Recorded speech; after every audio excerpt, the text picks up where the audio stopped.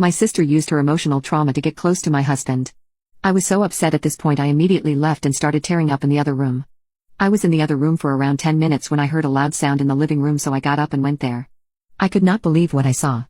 They were having intimacy. On my couch. In our home. I ran out of the room because I was going to vomit right there and locked myself in my room. Rick walked into the room an hour later still topless and wouldn't even look at me. He mumbled something and sat on the bed. I was so angry that he wouldn't even look at me that I almost left right there. I asked him what the hell was going on with him and my sister. He sat there for a few minutes without saying anything while I was crying my eyes out until I finally yelled at him to answer me. He whispered that he loved her. At this point I lost it. I started yelling, how could he do this to me? Do these past 10 years mean nothing to him? Literally dropped to my knees and asked how could he betray me with my own sister and then tell me he loves her. He was quiet the entire time until I stopped yelling.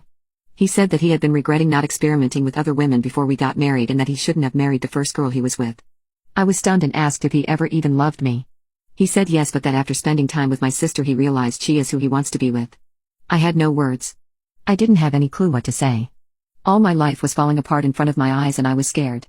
I told him I might be pregnant and he said that he would think about supporting me. Then he said he was leaving me to be with my sister. He apologized to me and told me I deserve better than him and that he will do whatever he can to help me and the baby, and if I agree to divorce him he will give me everything. He just wants out of our marriage. In that moment I felt like I hated him and never wanted to see him again, so I screamed at him, fine, just get the F out. You ruined my life, I hope you are effing happy, you piece of crap. And then he had the audacity to try to hug me. I flipped out and pushed him off of me. Someone knocked on the door, then he told me that he still loved me and we would figure everything out, and left. I decided to call my parents and tell them what happened.